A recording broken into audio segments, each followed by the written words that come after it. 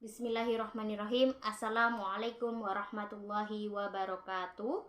Perkenalkan, nama saya Nur Aulia Ramadhani, NIM 193 111 198. Di sini saya akan menjelaskan mengenai ibadah toharoh dan hidup sehat. Menjelaskan terlebih dahulu mengenai pengertian dari toharoh. Nah, toharoh diambil dari bahasa Arab yang berasal dari kata toharo, artinya suci atau bersih. Sedangkan menurut istilah, toharoh adalah bersuci dari hadas, baik hadas besar maupun hadas kecil, dan bersuci dari najis yang meliputi badan, pakaian, dan tempat tinggal. Seperti dari Rasulullah Shallallahu Alaihi Wasallam yang bunyinya seperti ini: at-toharu satrul iman, yang artinya kebersihan itu adalah sebagian dari iman. Nah, toharoh ini sangatlah penting dilakukan karena toharoh adalah hal yang paling utama atau yang harus dilakukan sebelum memulai rangkaian ibadah kepada Allah Subhanahu wa Ta'ala. Seperti sabda dari Nabi Muhammad Shallallahu Alaihi Wasallam, yaitu kuncinya sholat adalah suci, penghormatannya adalah takbir, dan perhiasannya adalah salam.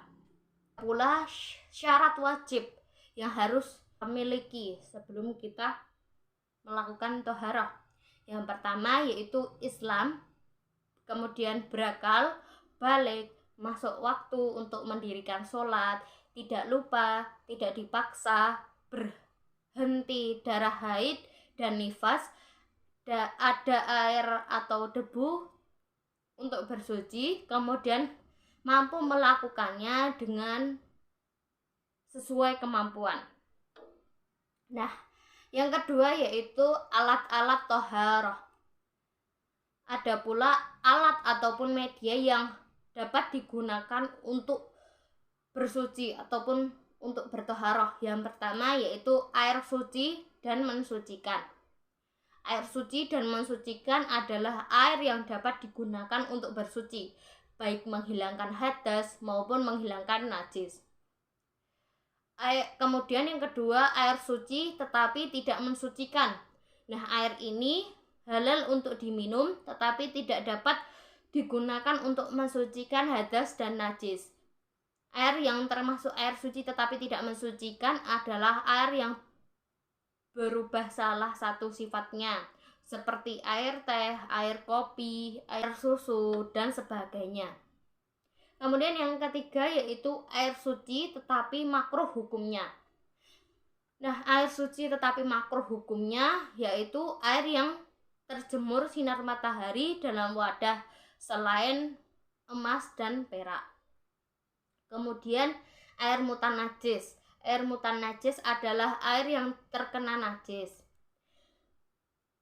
Dan selain keempat air tersebut, kita juga dapat bersuci dengan menggunakan tanah ataupun debu.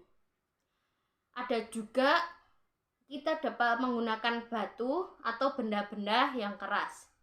Tetapi dari keterangan di atas, pada dasarnya alat tohar ataupun media yang dapat digunakan untuk bersuci yang paling pertama atau yang paling utama adalah air. Kemudian jika kita tidak memungkinkan dapat menggunakan air, kita juga bisa menggunakan debu dan batu untuk bersuci. Nah, kemudian yang ketiga itu bentuk-bentuk dari toharoh. Nah, ada beberapa macam bentuk-bentuk toharoh yang harus kita ketahui. Yang pertama yaitu wudhu, kemudian yang kedua tayamum, dan yang terakhir mandi wajib. Saya jelaskan mengenai wudhu. Wudhu menurut bahasa berarti bersih. Menurut istilah syara berarti membasuh anggota badan tertentu dengan air suci yang mensucikan atau air mutlak dengan tujuan untuk menghilangkan hadas kecil. Nah, kemudian ada syarat wudhu.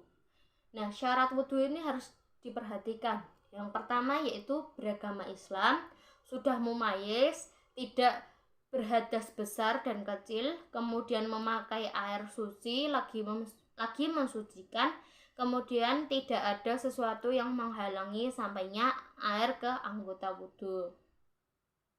Kemudian ada pula rukun wudhu. Rukun wudhu yang pertama niat, kemudian yang kedua membasuh seluruh muka, membasuh kedua tangan sampai ke siku, kemudian mengusap atau menyapu sebagian kepala, dan ada pula membasuh kedua kaki sampai mata kaki, dan yang terakhir tertib. Nah, saya akan menjelaskan mengenai niat wudhu. Bunyi dari niat wudhu itu seperti ini. Nawaitul wudu'a li raf'il hadasi asghari fardhon lillahi ta'ala.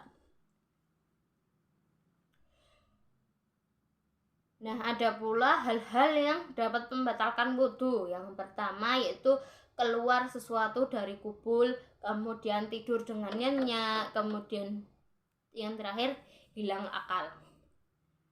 Nah, yang kedua adalah tayamum. Tayamum secara bahasa adalah berwudu dengan debu, pasir, tanah yang suci karena tidak ada air atau adanya halangan untuk memakai air. Tayamum merupakan pengganti dari berwudu. Apabila seseorang telah melaksanakan sholat dengan tayamum, kemudian dia menemukan air, maka tidak wajib mengulang sekalipun waktu sholat masih ada.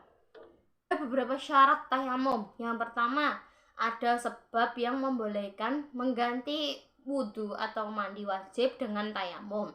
Kemudian yang kedua, sudah masuk waktu sholat. Yang ketiga, sudah berusaha mencari air tetapi tidak menemukannya.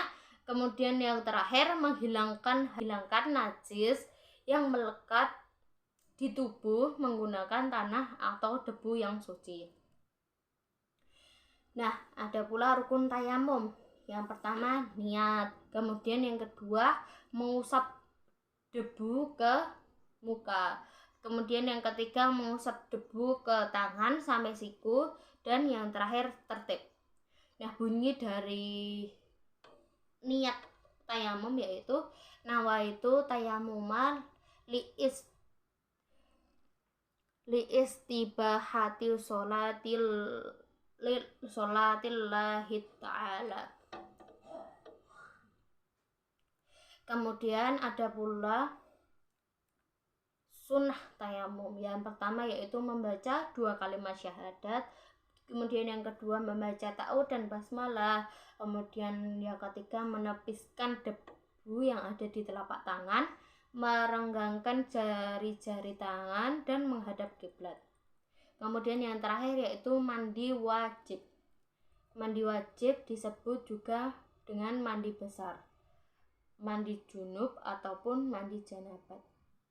Nah, mandi wajib adalah menyiram air ke seluruh tubuh mulai dari ujung rambut sampai ujung kaki dengan disertai niat mandi wajib di dalam hati.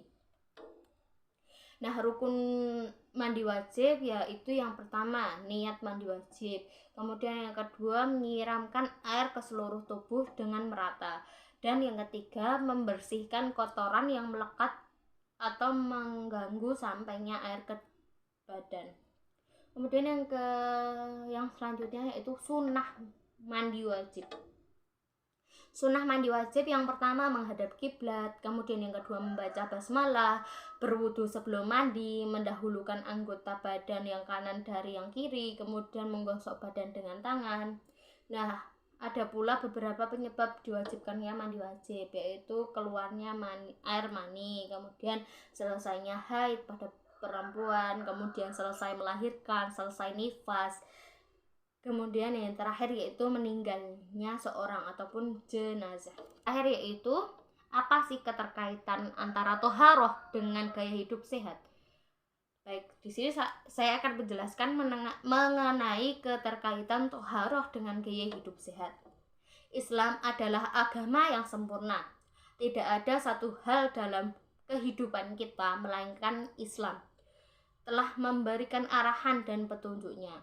Semua kandungan ajaran dalam Islam bertujuan untuk menjadikan umatnya hidup bahagia dan sejahtera di dunia dan akhirat.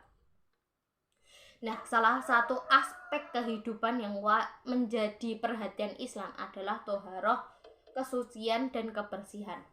Sehingga dengan hidup sehat dan bersih, kita akan terhindar dari berbagai penyakit. Dengan demikian, kita akan dapat bekerja dan beribadah dengan lancar dalam rangka menunaikan kewajiban kita sebagai hamba Allah Subhanahu wa Ta'ala yang bertakwa. Sangat mudah bagi kita mendapatkan petunjuk Allah Subhanahu wa Ta'ala dan Rasulullah Shallallahu alaihi wasallam tentang prinsip-prinsip hidup sehat dan bersih. Di samping masalah kebersihan diri, Islam juga sangat memperhatikan kebersihan lingkungan, karena sebagai agama yang menjadi rahmat bagi sekalian alam, Islam tidak akan membiarkan manusia merusak atau mengotori lingkungan sekitarnya. Nah, ada beberapa hal yang perlu kita perhatikan berkaitan dengan kebersihan lingkungan ini. Yang pertama yaitu menjaga kesehatan sumber air. Nah, kita hendaklah untuk selalu menjaga kebersihan sumber air seperti sumur, kolam, sungai, dan lain-lain sebagainya. Karena air itu akan kita gunakan sebagai sumber air minum, mencuci, mandi, dan sebagai alat untuk bersuci atau bertoharoh. Kemudian yang kedua yaitu mencuci atau bersuci dengan air yang suci. Nah, dalam masalah bersuci dari hadas dan najis, Islam sangat menekankan penting air yang suci untuk membersihkan berbagai kotoran yang ada di tubuh dan pakaian kita. Karena kalau air itu tidak bersih, bagaimana kita akan membersihkan benda yang kotor? Oleh sebab itu, Islam telah mengarahkan umatnya untuk selalu menggunakan air yang suci, lagi mencucikan dalam bersuci. Kemudian yang ketiga yaitu menjaga kesucian tempat yang ramai dikunjungi orang. Nah, menjaga kebersihan tempat yang banyak dikunjungi orang sangat penting, karena jika saja tempat itu kotor dan menjadi sarang penyakit, maka akan sangat mudah menjangkiti banyak orang dalam waktu yang bersamaan. Menyadari bahaya tersebut, Rasulullah Shallallahu alaihi wasallam dengan tegas melarang kita untuk buang air besar dan kecil di tempat yang dilewati banyak orang. Dijadikan tempat berteduh, di bawah pohon yang berbuah, tempat ibadah, dan lain-lain.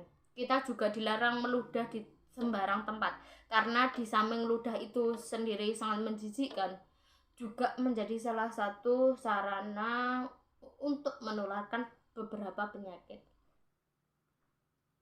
Nah, hikmahnya adalah agama Islam itu melarang kita untuk meludah di tempat-tempat umum seperti masjid dan juga tempat lainnya, karena sama-sama menjijikkan dan menjadi salah satu faktor tertularnya penyakit.